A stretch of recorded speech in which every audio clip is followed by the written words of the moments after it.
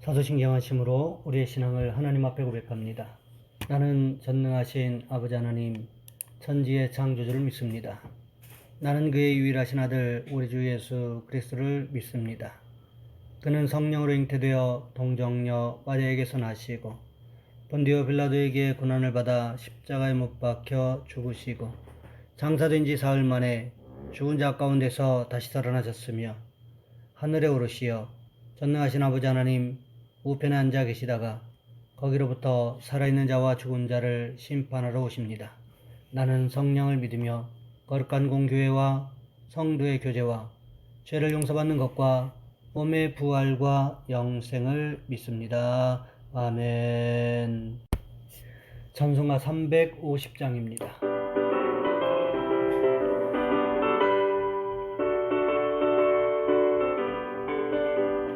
우리들이 싸울 것은 혈기 아니요, 우리들이 싸울 것은 육체 아니요, 마귀 권세 맞서 싸워 깨쳐버리고 죽을 영혼 살릴 것일세. 한 마음으로 힘써 나가세, 한 마음으로 힘써 싸우세.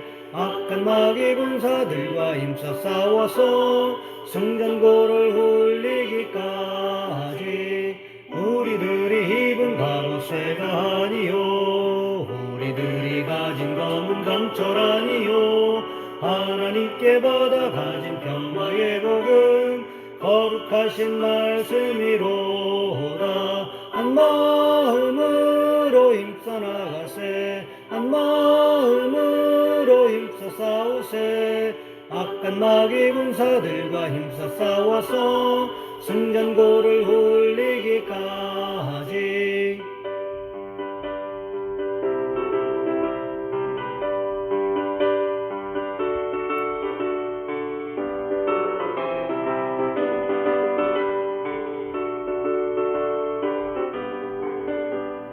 악한 마귀 죄 아무리 강할지라도 우리들의 대장 예수 앞서가시니 주저 말고 용감하게 힘써 싸우세.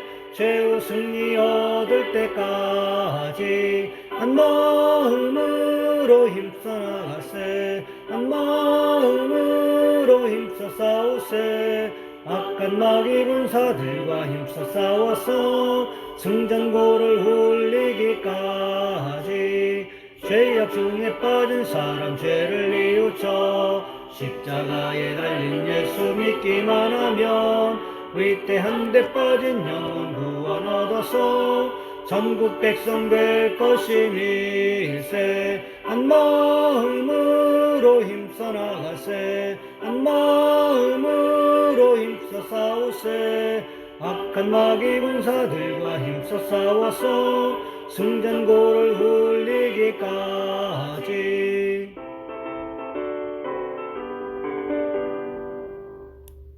오늘 말씀 열왕기상 21장에서 보겠습니다. 열왕기상 21장 17절로 26절까지 말씀입니다.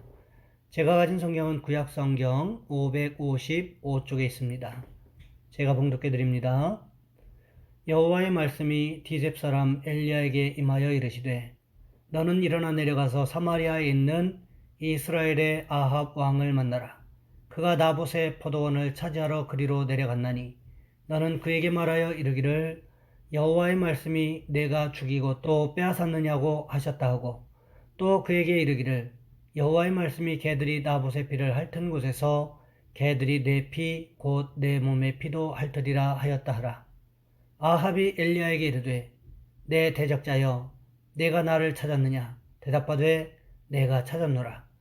내가 내 자신을 팔아 여호와 보시기에 악을 행하였으므로 여호와의 말씀이 내가 재앙을 내게 내려 너를 쓸어버리되, 내게 속한 남자는 이스라엘 가운데에 매인자나 노인자를 다 멸할 것이요, 또 내 집이 느밧의 아들 여로보암의 집처럼 되게 하고 아히야의 아들 바사의 집처럼 되게 하리니 이는 내가 나를 노하게 하고 이스라엘이 범죄하게 한 까닭이니라 하셨고, 이세벨에게 대하여도 여호와께서 말씀하여 이르시되, 개들이 이스라엘 성읍 곁에서 이세벨을 먹을지라. 아합에게 속한 자로서 성읍에서 죽은 자는 개들이 먹고 들에서 죽은 자는 공중의 새가 먹으리라고 하셨느니라 하니 예로부터 아합과 같이 그 자신을 팔아 여호와 앞에서 악을 행한 자가 없음은 그를 그의 아내 이세벨이 충동하였음이라. 그가 여호와께서 이스라엘 자손 앞에서 쫓아내신 아모리 사람의 모든 행함같이 우상에게 복종하여 심히 가증하게 행하였더라. 아멘. 오늘 본문의 말씀을 가지고 하나님의 심판이라는 제목으로 함께 말씀을 살펴보겠습니다.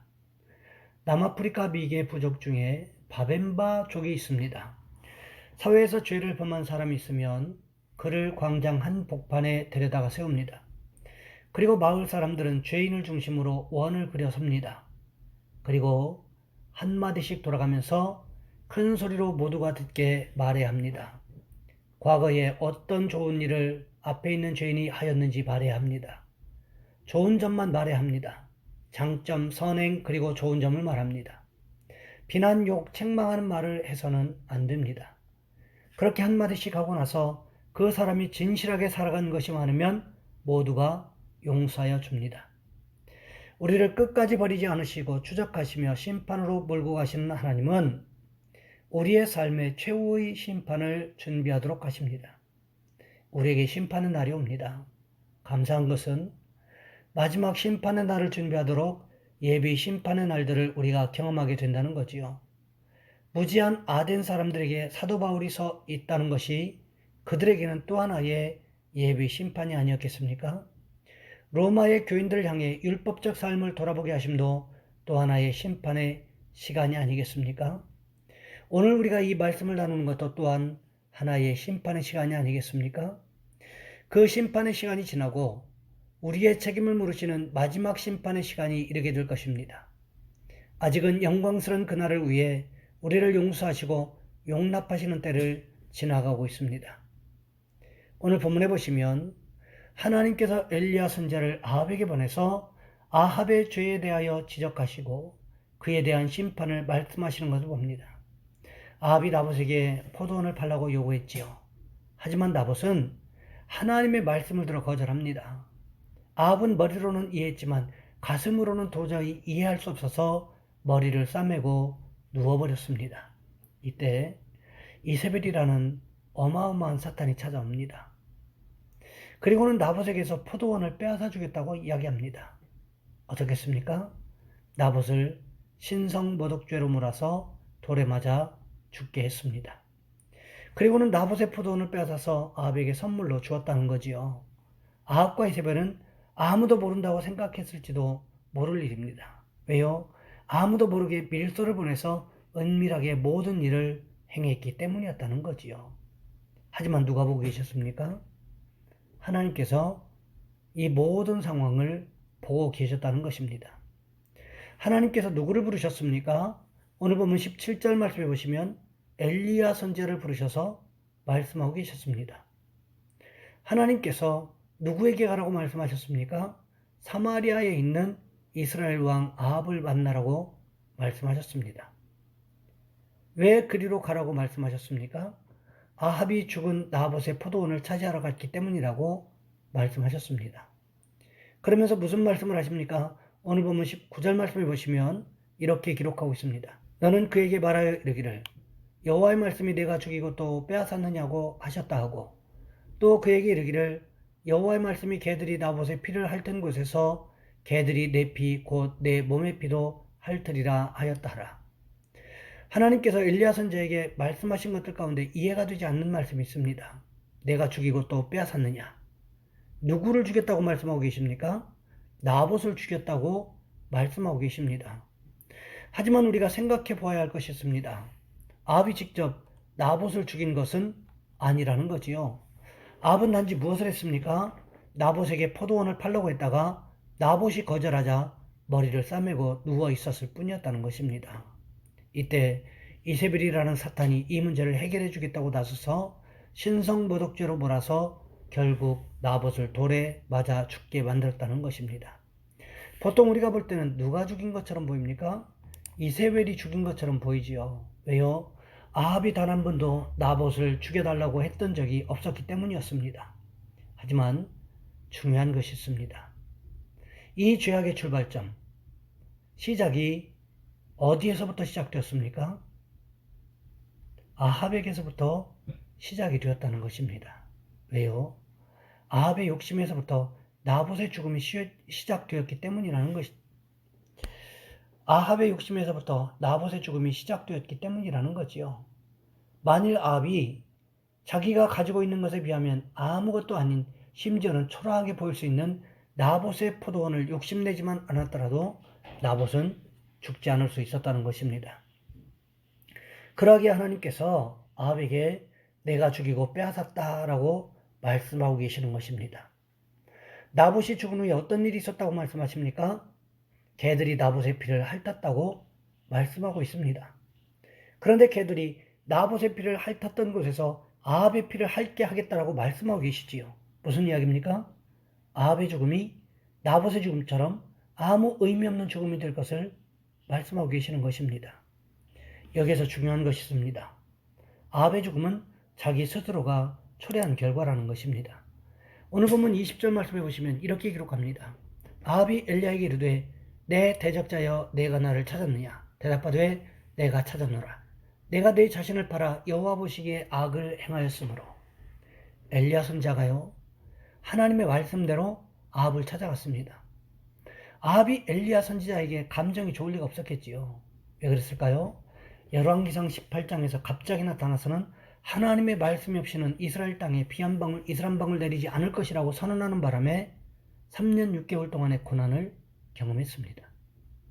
뿐만 아니라 갈멜산 꼭대기에서 850대 1로 전쟁을 했을 때 바알과 아세라 선지자를 모두 기드론 시내로 끌고 내려가서 거기서 죽였다는 거지요.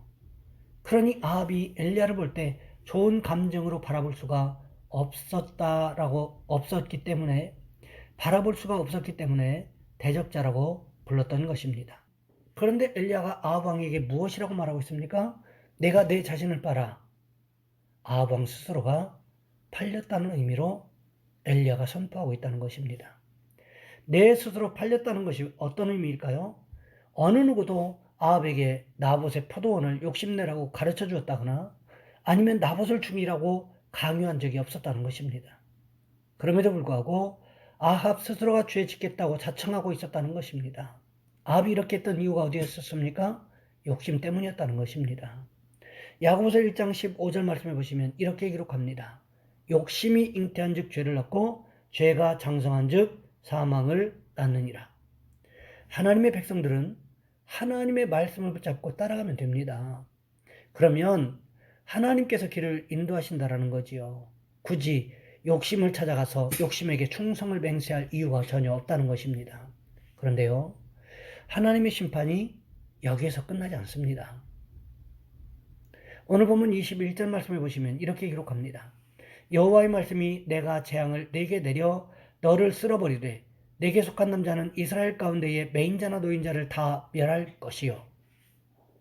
아합의 집에 속한 자는 자유인이나 노예나 종이나 단 한 사람도 살아남지 못할 것이고 모두 죽임을 당할 것이라고 말씀하셨다는 것입니다. 이것이 얼마나 커다란 심판인가 하는 것을 기억해야 한다는 것입니다. 하나님께서 아합이 저지른 죄에 대하여 어떻게 심판하실 것인지에 대해서 분명하게 말씀하고 계시다는 것입니다. 우리도 마찬가지라는 것입니다. 우리도 하나님 앞에 죄를 저지르게 되면 하나님께서 하신 말씀을 따라 심판하신다는 것을 기억해야 한다는 거지요. 그러니 우리는 어떻게 해야 할까요? 내 욕심을 따라가는 것이 아니라 하나님의 말씀을 따라감으로 인해서 생명의 길을 걸어가는 저와 여러분들이 모두가 되시기를 주님의 이름으로 부탁을 드립니다. 이 시간 우리 한 목소리 함께 기도하겠습니다. 하나님, 아합처럼 욕심을 따라가는 것이 아니라 생명의 근원 되시는 하나님의 말씀을 따라갈 수 있도록 도와주옵소서. 또한 기도하실 것은 나라와 민족을 위하여 이 시간 우리 주여 한번 간절히 부르신 후에 한 목소리 함께 기도합니다.